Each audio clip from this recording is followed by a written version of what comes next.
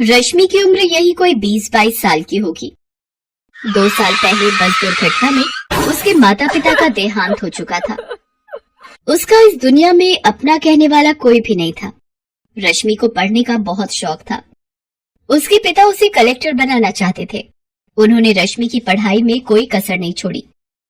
मगर उनकी अचानक हुई मौत से जैसे रश्मि के सारे सपने बिखरने लगे। घर में जो कुछ भी जमा पूंजी बची थी, उससे रश्मि ने किसी तरह अपने कॉलेज की पढ़ाई पूरी की। उसके मन में अभी भी कलेक्टर बनने का सपना फल फूल रहा था। मगर पैसे की समस्या मुंह बाए खड़ी थी। पर रश्मि ने भी हार नहीं मानी। अपनी कलेक्टर की पढ़ाई जारी रखने के लिए उसने एक घर में खाना बनाने और बर्तन मांजने की नौकरी कर ली। जब उसके दोस्तों ने कहा, अरे रश्मि, तू पढ़ी लिखी ग्रेजुएट होकर अब बर्तन मांजने और खाना बनाने का काम करेगी? कोई भी काम छोटा या बड़ा नहीं होता, और फिर ये काम मैं अपना जीवन गुजारने के लिए नहीं, बल्कि अपने सपने को पूरा करने के लिए कर रही हूँ। फिर रश्मि ने काम शुरू कर दिया। दिन भर वो जी तोड़ मेहनत करती और शाम को घर आकर पढ़ाई करती। जहाँ वो काम करने जाती थी, वहाँ से उसका घर करीब 5 मील पर था। तेज चलने पर भी 9 बजे रात से पहले घर नहीं पहुँच पाती थी। रात को लालटेन के सामने थकी हारी पढ़ने बैठती और ना जाने कब सो जाती, उसे पता ही नहीं चलता। उस पर इतना जी तोड़ काम करने के बाद भी उसकी कमाई इतनी नहीं हो पाती थी कि वो तैयारी के लिए सारी किताबें खरीद पाती। कोचिंग करना तो दूर की बात थी। फिर भी रश्मि हिम्मत नहीं हार रही थी। जिस घर में रश्मि काम करती थी, उस घर का बेटा अमित भी यूपीएससी की तैयारी करता था। एक दिन काम करते हुए रश्मि ने अपनी मालकिन से पूछा, माँ जी, क्या अमित भैया भी यूपीएससी की तैयारी कर रहे हैं? हाँ, पर तुझे उससे क्या? तू अपना काम कर। बड़ी आई इंक्वायरी करने वाली की कौन क्या पढ़ रहा है। मालकिन की बातें सुन रश्मि ने जल्दी जल्दी अपना काम निपटाया और घर जाने को तैयार हुई। तब मालकिन ने कहा, कल जरा जल्दी आना, कुछ मेहमान आने वाले हैं घर पर, उनका खाना बनाना है। तेरे जो एक्स्ट्रा पैसे लगेंगे मैं दे दूंगी। माँ जी, मुझे पैसे नहीं चाहिए। अगर अमित भैया की पुरानी यूपीएससी की किताबें मुझे मिल जाए तो बड़ी मेहरबानी होगी। तभी अमित वहाँ आ जाता है। रश्मि की आखिरी बात उसके कानों में पड़ जाती है। वो उसका मजाक उड़ाते हुए कहता है, अच्छा, तो तू कलेक्टर बनेगी है? अरे औकात में रह अपनी। तुझे पता भी है कि यूपीएससी क्या चीज है? अच्छे अच्छों को नानी याद आ जाती, नानी। तेरे जैसे लोग कलेक्टर बनने लगे तो हो गया देश का उद्धार। अमित की बात पर उसकी माँ भी जोर से हंस पड़ी। रश्मि दुखी मन से वहाँ से निकल पड़ी। इस बात ने उसे थोड़ा दुखी तो किया, मगर उसके हौसले को तोड़ नहीं पाई। चाहे कितना भी मजाक उड़ा ले मेरा, मैं तो अपने सपने को पूरा करके ही दम लूंगी। आज से मैं 10-10 घंटे पढ़ूंगी। अब चैन से उसी दिन सोऊंगी जब मेरा सपना पूरा हो जाए, और अगर मैं इस सपने को पूरा करने के लिए मर भी गई तो वही सही। रश्मि ने ठान तो लिया, मगर किताबों की समस्या अभी भी हल नहीं हुई थी। अगले दिन वो फिर काम पर गई। वहाँ उसने सारे मेहमानों का खाना बनाया और जब सब मेहमान खा पी कर चले गए, तब वो मालकिन के पास गई और बोली, माँ जी, सारा काम हो गया। आपने कहा था कि आप कुछ एक्स्ट्रा पैसे देंगी। अगर कुछ पैसे मिल जाए तो मैं उनसे किताब खरीद लूंगी। मालकिन का सारा काम तो हो गया था, इसलिए उसके मन में कुटिलता पनप गई। उसने कहा, अरे तुझे किताबें ही चाहिए ना, तू अमित की किताबें लेती जा और उन्हें पढ़कर वापस कर देना। रश्मि को यही तो चाहिए था। उसने तुरंत हामी भर दी। फिर उसकी मालकिन ने अपने बेटे अमित को बुलाया और कहा, बेटे, इसे अपनी कुछ किताबें दे दे, ये 2-3 दिनों में उसे पढ़कर वापस कर देगी। माँ के कहने पर अमित ने अपनी कुछ किताबें लाकर रश्मि को दे दी। इसके बाद तो जैसे ये सिलसिला ही चल पड़ा। मालकिन रश्मि से मनचाहे काम करवाती और बदले में उसे कुछ किताबें पढ़ने को मिल जाया करती थी। मालकिन को इसमें अपना फायदा नजर आता था। उधर किताबें मिलने से रश्मि में एक नया जोश भर गया। अब वो दुगने उत्साह से अपनी तैयारी करने लगी। अमित की वो किताबें जो अलमारी में रखी धूल खा रही थी, उनके भी भाग्य जाग गए। एक दिन मालकिन ने काम करती हुई रश्मि से पूछा, क्यों रश्मि, तेरी पढ़ाई कैसी चल रही है? अब तो तुझे किताबें भी मिल रही हैं। रश्मि कुछ बोलती इससे पहले ही वहाँ अमित आ गया और बोला, अरे इसकी पढ़ाई कैसी चल रही होगी? सारा दिन तो ये यहाँ रहती है, पढ़ाई क्या खाक करेगी। क्यों रश्मि, तुझे पता भी है कि इस परीक्षा में कितने पेपर होते हैं? हाँ भैया, मुझे पता है कि इसमें कितने पेपर होते हैं। मेरी तैयारी दोनों पेपरों के लिए पूरी है।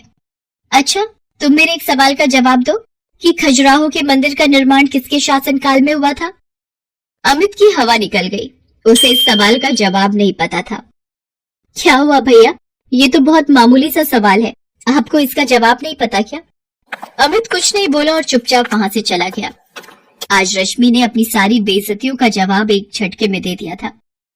रश्मि पूरी लगन से अपनी तैयारी करती रही। उसने पूरी परीक्षा का सिलेबस परीक्षा से 2 महीने पहले ही खत्म कर दिया। निश्चित समय पर परीक्षाएं हुई और रश्मि ने आसानी से प्री एग्जाम निकाल लिया। उधर अमित अपनी तमाम कोशिशों के बावजूद भी इसमें सफल नहीं हो पाया।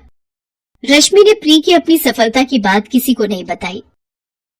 जब तक मैं इंटरव्यू नहीं पहुंच जाती तब तक किसी को ये सब बताना ठीक नहीं है। इस तरह लगातार परिश्रम करते करते रश्मि ने मेंस की परीक्षा भी पास कर ली। अब सिर्फ इंटरव्यू देना बाकी रह गया था।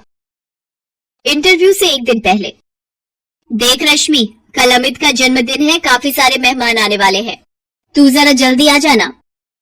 लेकिन माँ जी, कल तो मेरा आना मुश्किल है, कल मेरी आखिरी परीक्षा है।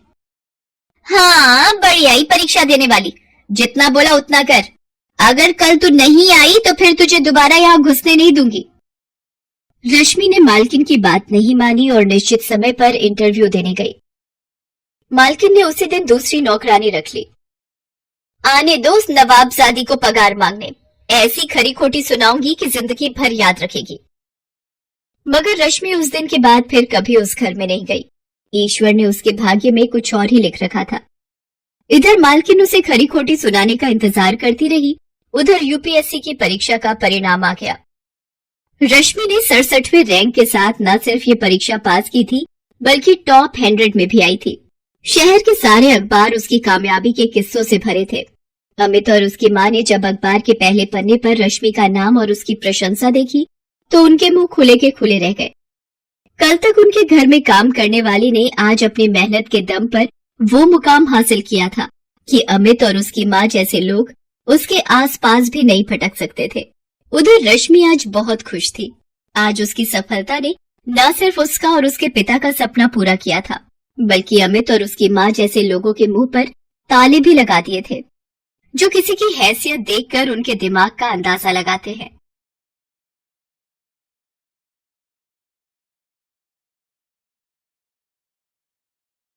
ये कहानी है दीपलाल की। 3 साल पहले वो अपने परिवार के साथ गांव छोड़कर शहर आ गया था। उसके परिवार में उसकी पत्नी कमला और 6 साल की बेटी मीना थी। दीपलाल एक ठेकेदार के नीचे काम करता था और बस स्टैंड के पास ठंडे पानी का ठेला लगाया करता था।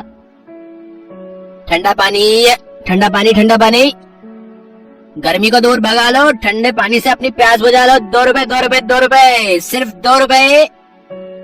चिलचिलाती गर्मी है, सड़कें लगभग सुनसान हैं। इक्का दुक्का लोग ही आ जा रहे हैं। 1-2 ग्राहक भी उसकी दुकान में पानी पीने आते हैं और पानी पीकर चले जाते हैं। लेकिन दीपलाल अपनी आवाज लगाना नहीं छोड़ता।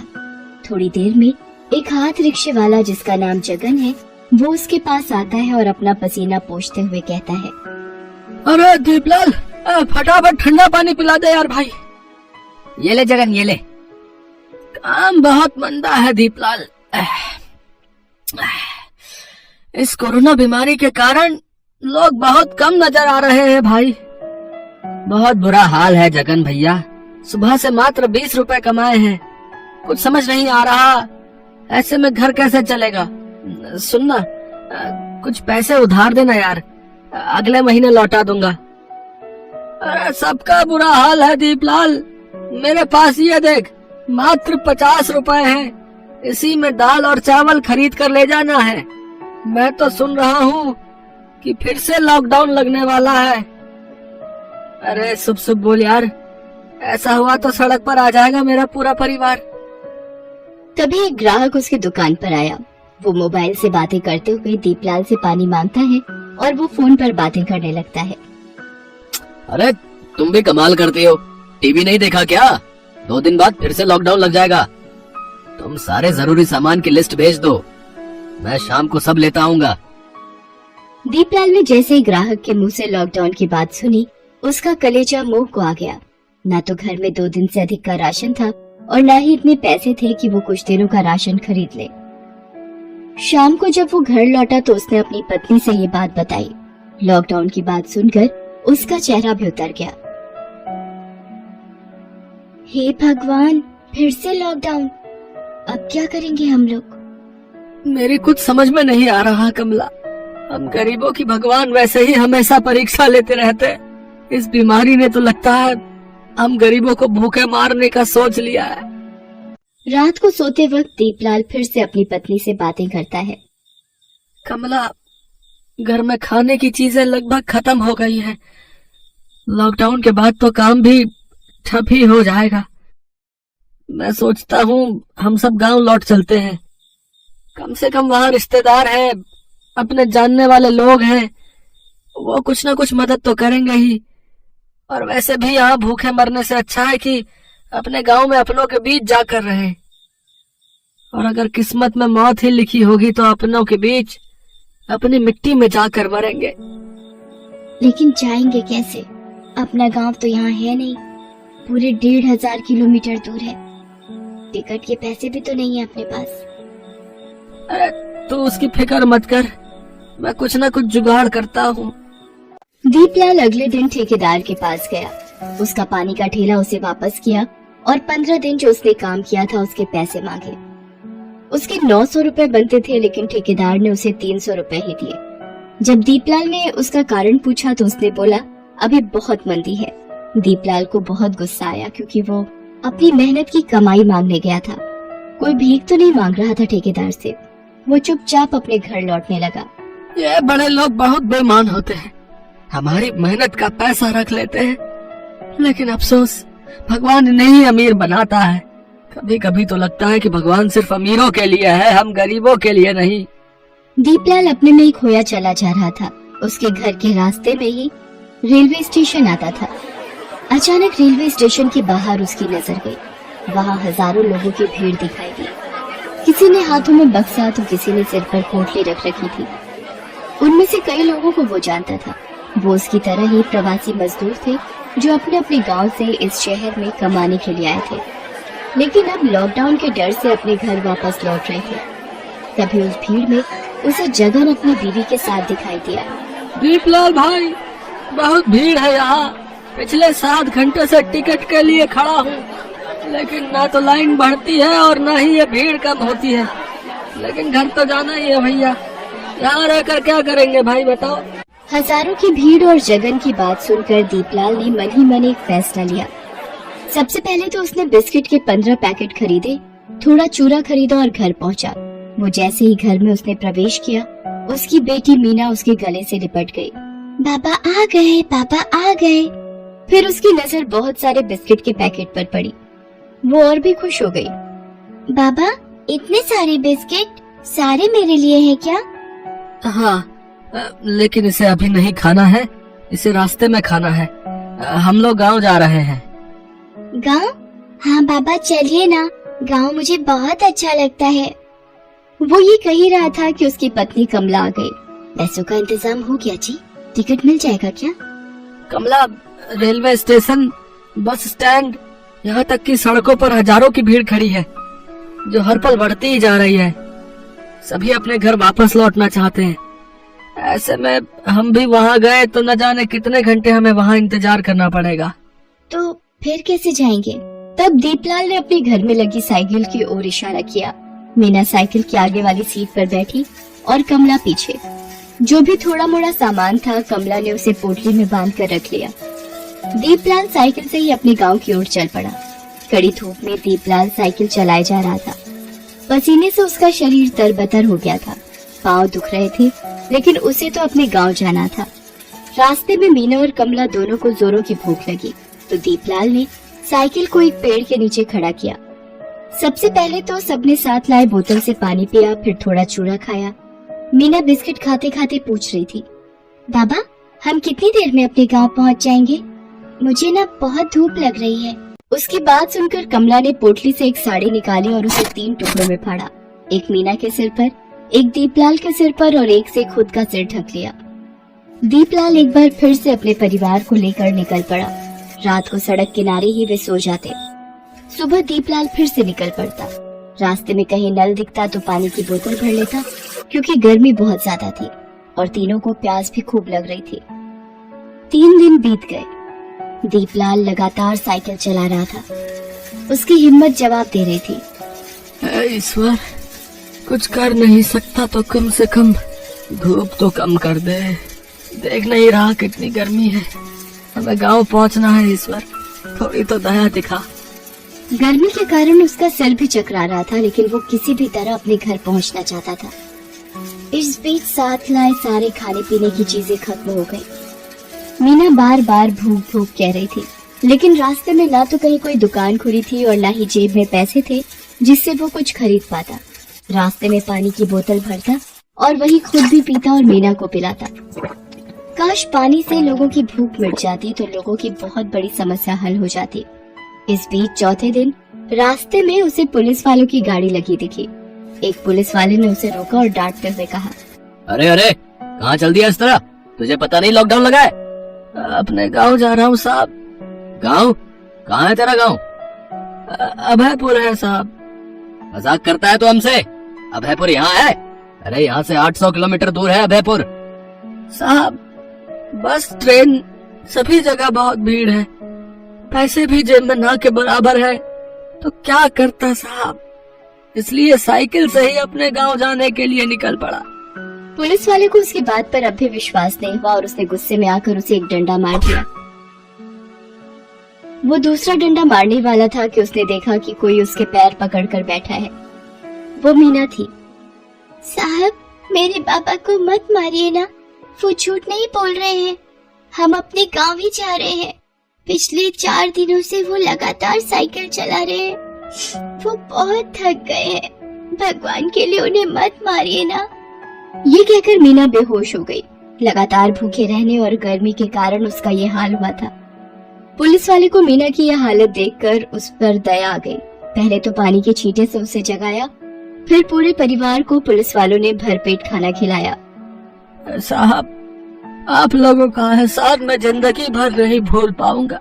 भूखे को खाना खिलाने से बड़ा पुण्य और क्या हो सकता है साहब। लेकिन अब हमें इजाजत दीजिए, हमें अपने गांव पहुंचना है। जरूर इजाजत देंगे, लेकिन अब तुम लोग साइकिल से अपने गांव नहीं जाओगे। हमारे साहब ने तुम लोगों के लिए गाड़ी की व्यवस्था कर दी है, तुम लोग उसी से जाओगे, ठीक है? ये सुनकर दीपलाल और कमला फूट फूट कर रोने लगे। मीना की भी आंखों में आंसू थे। अगले दिन वे अपने गांव पहुंच गए। गांव के पेड़, वहां की मिट्टी, वहां की हवा, सबने उनका स्वागत ऐसे किया जैसे कोई बिछड़ा हुआ फिर से वापस लौट आया हो। दीपलाल ने अब कभी भी गांव से बाहर ना जाने का सोचा। वो वहीं सब्जियां उगाने लगा। कमला भी उसकी मदद करती। वे सभी अपने गांव वापस आकर बहुत खुश थे।